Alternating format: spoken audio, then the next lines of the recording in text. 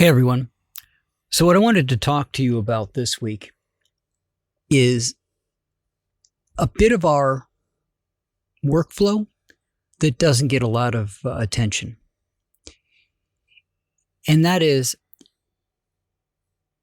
we don't sometimes spend enough time for ourselves. For an example, for the next week, go through and mark down how much time you spend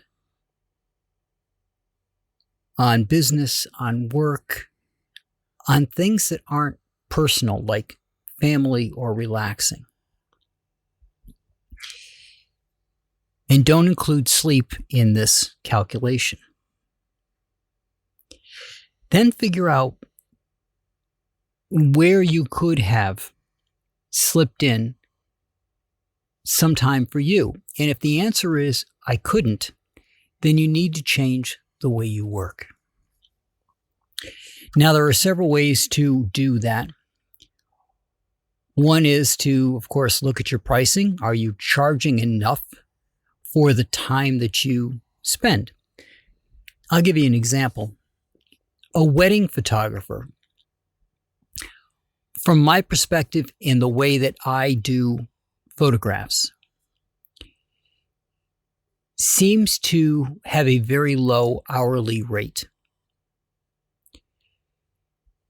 For me, when I'm working on a portrait photograph and I'm doing the full retouch on it, that can take me anywhere between 5 and 15 minutes per photograph. Now, if I'm just doing an event, cleaning it up, because I shoot in RAW, you have to have tweaks and things that you do to it. That can be a lot quicker. And there are tools out there to help you with that. And that includes retouch plugins, as well as just little tweaks that you make to a photograph that you propagate across the rest of them. For example, if you are shooting an event outside, and you have a series of photographs that are shot in the same area, so you go in and you change the contrast and the colors and things on the first one, and you like the way it looks, you can always go into something like Lightroom and then apply that set of changes across the rest of the photographs, and you immediately get a kick from that. But again, when I do portrait photography and I want to add some shadow around the face and things to pull that image out, to give three-dimensionality back to a two-dimensional image, it takes a while to do that. If that's what you're doing, then you have to make sure that the amount of hours that you're spending on the photographs for a client are being accounted for, that you're getting value for your time for doing that. Again, this is somewhere where you could look at things like tools. For example, Imagen AI allows you to feed it a series of your photographs that you retouched and have it give you basically a first pass back. It does a good job for certain things, but it's never going to do the final retouching that I do. So, for example, as I said, touching up a image in your first set because you're shooting all outdoor and applying that across, it's going to do something similar to that, a little more sophisticated than just applying a preset across all the photographs. But it's still along those lines. It's not going to do, from what I've seen, the same level of retouch for a portrait that I do. But the other thing you have to keep in mind, if all of your time is spent with work, that probably means that you're going to burn out, but your creativity will suffer. You don't have time to go look at what other people have done to see if there's anything in there that you like or could get ideas from. Any photograph can be amazing Some are planned, some are not. But by looking at what you feel are amazing photographs, you get an idea for how you want to shoot and what your voice is going to be that comes through these photographs that you make.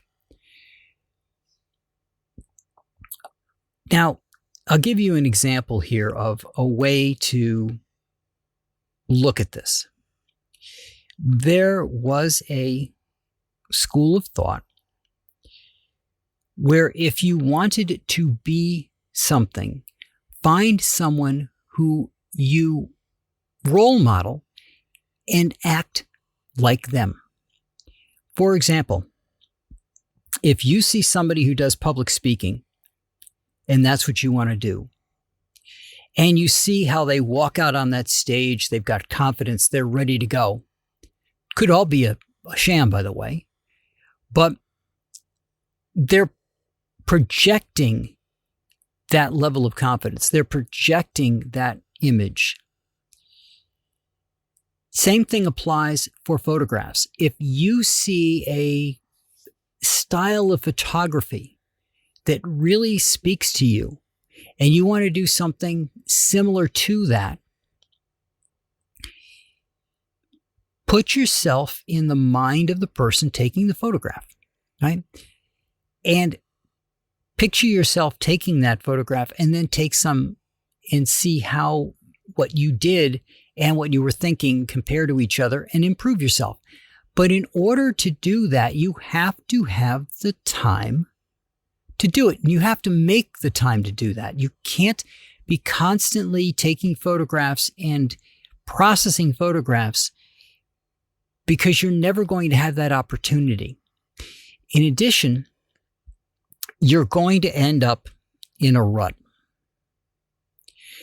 You're going to end up doing the same type of thing that people at malls do when they take photographs. If you've ever seen a mall Photoshop, they've got a series of backdrops that they've already got set up, and the pictures that come out of there look almost identical.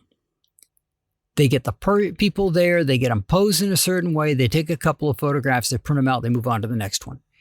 It's a assembly line photography.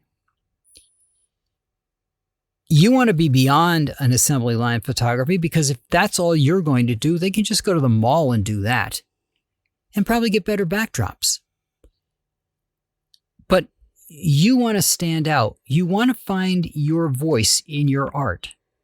And in order to find that voice, you have to set time aside for you. And that doesn't mean that you're setting time aside just to go look at photographs and do all this other stuff. You need to set time aside to put it all aside. To stop for a while. To do something completely and totally different. So that you can get back into the mindset when you come back from that mini vacation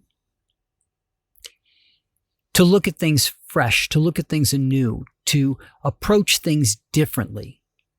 It's like the people who take I almost want to say a sabbatical from social media.